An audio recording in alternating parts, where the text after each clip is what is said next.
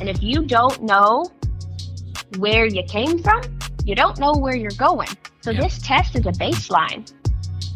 If you don't have proper core stabilization, you will not have distal mobilization. And I'm just going to say one quick thing, and then people can dwell on it, or they can Google it and research it. If I don't have the proper sodium and potassium in my body, the action potential from my brain, this is going back to 8th grade science, will not reach the end plate of the muscle to fire appropriately. Hello, and welcome to the show. I am Tony Glasgow, your host, and today I'm finishing up my series with Laura Dill, and the series is entitled Move to the Next Level. And if you have not listened to parts 1 and 2, I encourage you to do that after listening to the show, of course. And while you're there, go ahead and hit the subscribe button so you can be alerted when a new show drops. Right now, Laura just kind of wraps it all up for us in a nice little bow and just lets you know the best course of action. And we will hear from her after I let you know about this featured business that we have. And it's Vermitex Pest Solutions. Owner and operator Ashley Jenkins covers the Dallas-Fort Worth area and beyond. He can service commercial or residential structures. It's a veteran-owned company. He's very trustworthy, stand-up guy. He will give you the shirt off his back, literally, if you needed it. We've known him for years, him and his family. So why don't you just give him a call or visit his site, which is vermitexpest.com, and see what he can do for you. Information will be in the description for Ashley. Now let's close out this series and get you moving in the right direction. See you on the other side.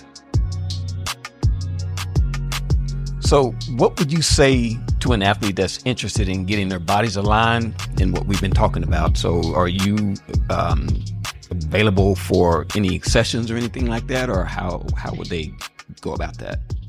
Yes. So if you have a student athlete that you feel there's just some type of discrepancy, I would feel free to contact me and we'll put the information in. So Tony will take care of that. But to at least get connected with somebody with the background and knowledge to make a plan, whether, you come and meet me and do a screen. I have the ability to come to you, or you can come to me. We can do some screening. I sometimes can facilitate some virtual screens as well. It would just have to be a really well lit room, be able to move the camera around, but we can definitely do a virtual screen. And then from there, you'll get an amazing report that kind of breaks everything down. Yeah, and then the next step, yeah, you've experienced it. And then the next step is building a program, right? So we can build this program based around your needs. And, you can buy some little bit of equipment, or we can do it based off of just body weight alone, which is actually very important to do. But it's very doable. And I think that just for a clearance, if you have an athlete that you're really looking to excel, or they have the capability to excel, I would say everybody needs to look into the functional movement screen 100%.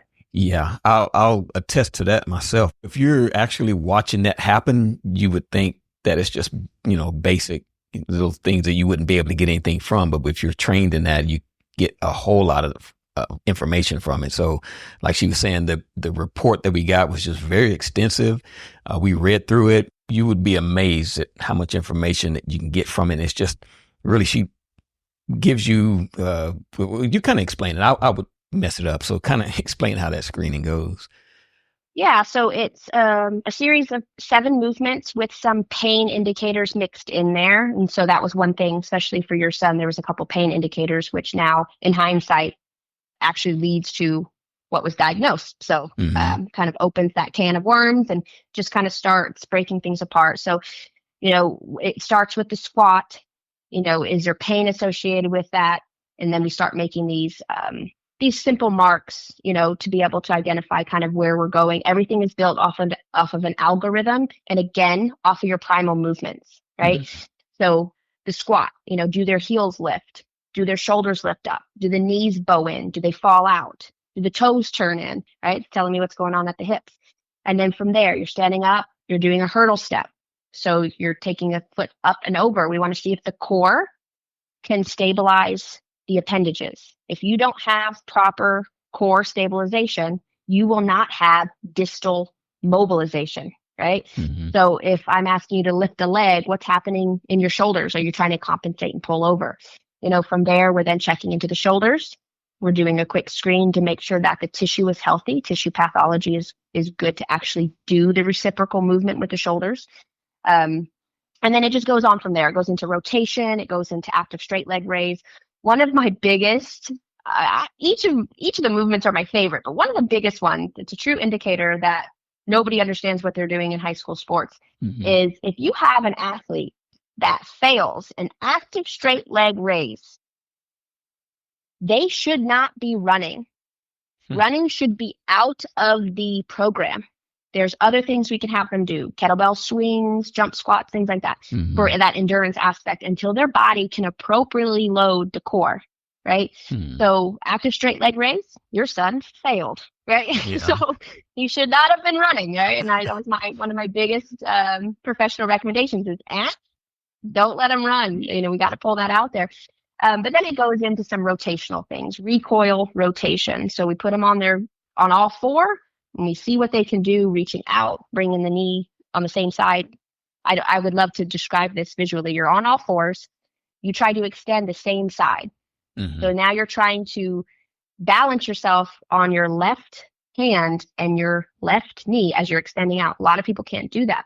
And then we dumb it down and have them do what's called contralateral. So you started with ipsilateral, which is same side, and then you go to contralateral. And then we're looking to see what the hip's doing, what the spine's doing, what the shoulders can do. We also do a push-up test. So we put them on the floor. We first have them do a screen where they put their hands near their armpits and push just their upper body. If they have pain associated with that movement, we typically don't allow them to do the push-up because it cancels it out anyways. Mm-hmm. But depending on the athlete, I may still want to see the movement. So boys and girls have different setups for where their hands are on the push-up. But I want to see if their body moves in one motion. Do their shoulders and hips communicate with each other? Because what's between that? The core. Mm-hmm. Their TVA, the transverse abdominal muscles, their pelvic floor. All of these things have to communicate simultaneously and fire when they're supposed to. So if that doesn't happen, I am definitely not going to ask this athlete to transfer weight from the bottom to the top, such as an overhead squat, right? Mm-hmm. Or picking something heavy up off the floor and putting it up overhead. My body can't functionally do that. So I'm loading exercise on top of dysfunction, right?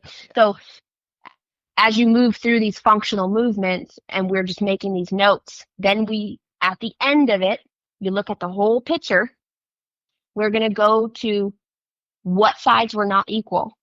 Was left not equal with right? That's what we're focusing on first. What was painful? Mm-hmm. We're looking at that, and then we're building a program based off of getting rid of pain, bringing tissue back to a holistic state, a homeostasis state, sorry, not holistic, and getting the pathologies right, and then building the athlete onto that. Yeah. And if you don't know where you came from, you don't know where you're going. So This test is a baseline. I want to be able to document progress. If you don't have some type of baseline test, how the heck do we know these athletes are excelling? Because they're what? Because they can jump higher? No. I need to know when I can progress an athlete and when I can professionally regress them and say, we got to pull you back a little bit. We got to go back. Let's go back down a child, an infant, a baby. Think about them. Mm-hmm. This little cute 9-month-old is trying to pull themselves up and walk, and knock them back down. Put them back down. Let them crawl for longer because they're going to be stronger because of it. Any type of that cross pattern movement, the crawling movement, really enhances that mind-to-body connection, that reflexive, that person who can really move quick, probably crawled longer. They weren't that 9-month-old that got up and walked. Mm-hmm. I had the opportunity to allow those primal reflexes to work longer and then become that stronger athlete because of it. Yeah. Knock them down. It's not bad. Yeah. Push them off that ledge. Yeah. Well, all of that is so interesting. While we were there, I was just, I couldn't get enough of it because it just made a lot of sense to me. That's what I just kept saying to Ashley. I just kept saying it just makes so much sense if you really think about it.